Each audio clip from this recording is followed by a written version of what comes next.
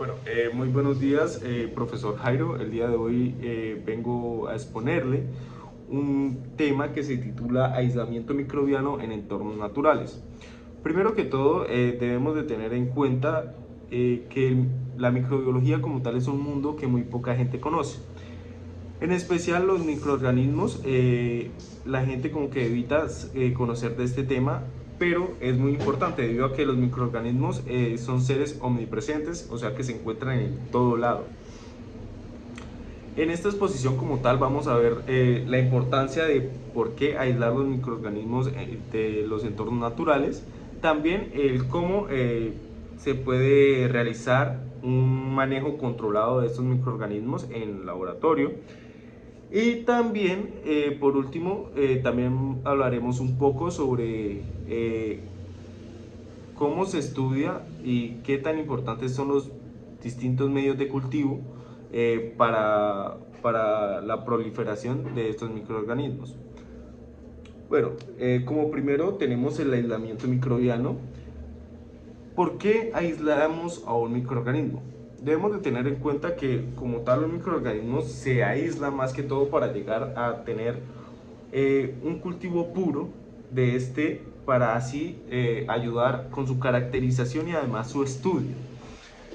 Eh, También debemos de tener en cuenta que en el entorno natural los microorganismos forman asociaciones muy complejas debido a que se encuentran en interacción con demasiados de ellos, con muchas especies, lo cual les ayuda a su subsistencia en los entornos naturales.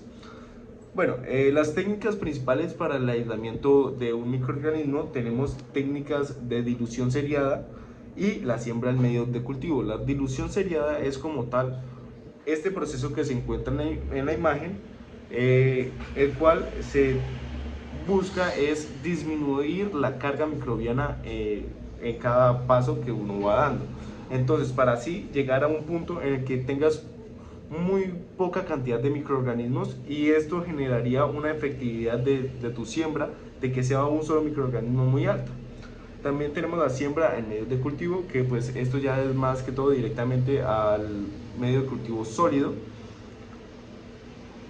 y que pues estos medios de cultivo, dependiendo el tipo de medio de cultivo sólido que se utilice, pues ayudará al crecimiento de algunas bacterias y de otras no. Tenemos los hábitats de interés, como tal es el acuático, el suelo y el aire. En el acuático encontramos lo que son microorganismos más que todo asociados a enfermedades entéricas. El suelo más que todo a los microorganismos que ayudan en la tierra y que generan una asociación entre la materia vegetal para su crecimiento, para el crecimiento de estas materias vegetales. Por ejemplo, hay las bacterias fijadoras de nitrógeno, que estas colaboran con árboles y demás para fijar para fijar nitrógeno y que el árbol aproveche este elemento de una manera más fácil. Por último, el aire va más que todo relacionado al medio de dispersión, a cómo es utilizado este para dispersar, ya que es muy bueno porque puede hacer pequeñas distancias en su dispersión hasta países enteros por los cuales el aire lleva microorganismos. Bueno, seguimos con lo que son los cultivos ascénicos, que primero que todo, ¿qué es un cultivo ascénico? Tenemos que los cultivos ascénicos son aquellos cultivos que solo son de una sola especie. ¿A qué me refiero con esto? A que en este cultivo solo se encontrará un solo tipo de microorganismos y una sola especie. Esto es muy fácil de evidenciar debido a que se hace más que todo en en medios de cultivo sólido, en los cuales se pueden apreciar las colonias y allí se puede identificar si hay más de un microorganismo o no, por lo general, debido a que los microorganismos al momento de su clonación o al momento de que van pasando de generación en generación, se va generando un proceso de clonación y van empezando a formarse ya las colonias. Entonces es muy fácil observar si hay contaminantes, si hay otras bacterias, algo que no queríamos. Bueno, estos medios transgénicos son generados a partir de una célula que ya después viene a empezar a clonarse y es lo que genera eh, las, las colonias. Bueno, la diferencia clave como tal es que en el entorno natural los cultivos son más que todo mixtos debido a que, como lo dije anteriormente, se encuentran una gran cantidad de microorganismos interactuando entre ellos, mientras que en el laboratorio los cultivos son asépticos, que son de un solo microorganismo.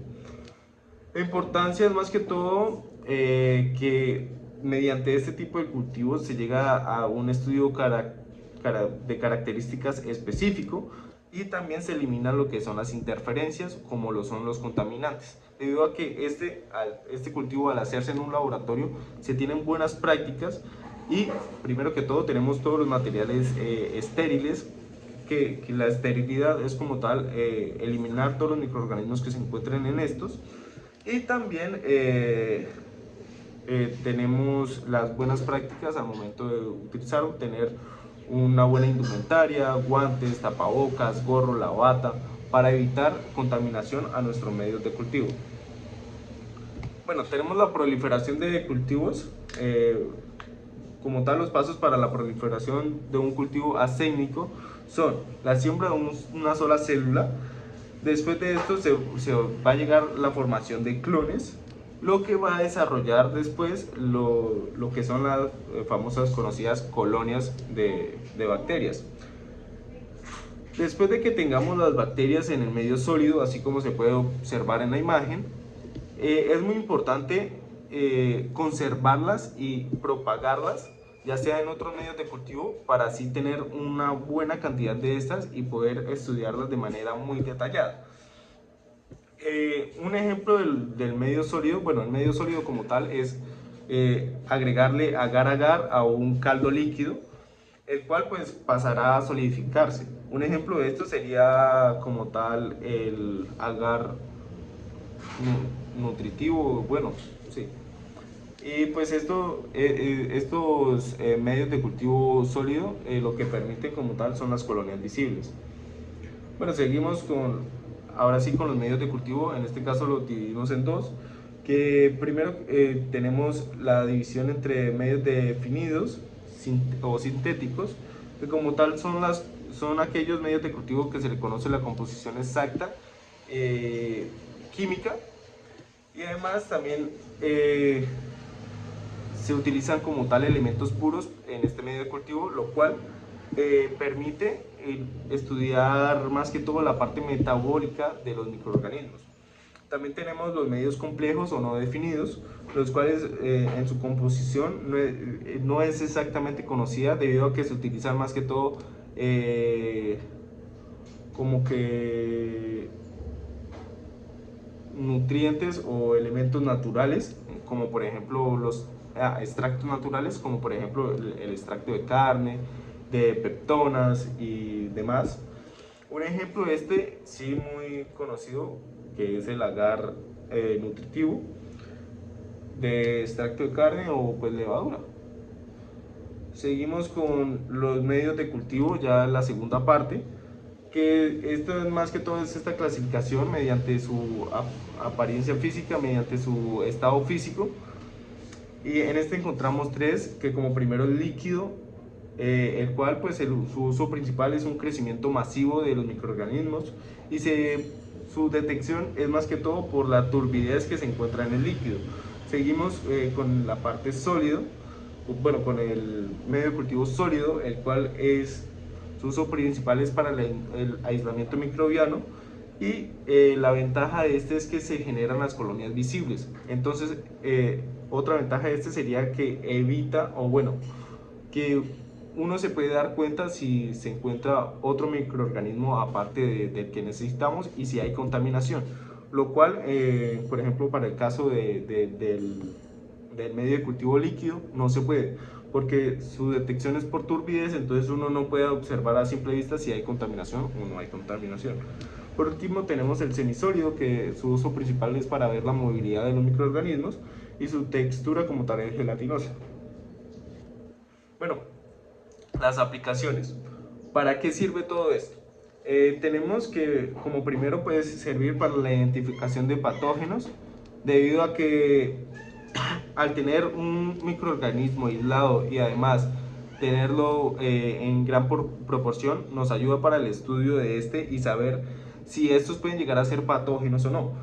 También tenemos la producción de antibióticos, que esto va más que todo relacionado con la parte de farmacéutica, de la farmacia, de la creación de medicamentos. También tenemos los estudios ecológicos microbianos, que esto es más que todo los estudios de las interacciones que hay entre los microbios y distintos organismos y cómo se ve en los entornos. Y por último tenemos la biotecnología y la bioremediación. Tengo entendido que hay bacterias que se utilizan para la bioremediación de agua, como también microalgas que se utilizan para lo mismo.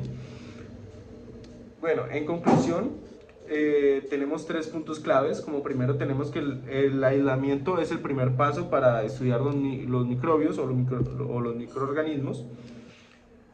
Como segundo tenemos que los cultivos puros permiten la caracterización precisa. Y como último tenemos que la elección del medio de cultivo es crucial para el éxito de nuestro objetivo.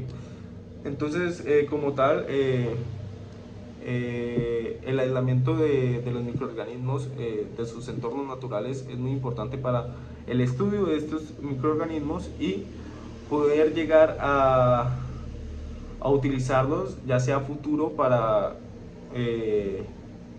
creación de medicamentos, bioremediadores, entre otros.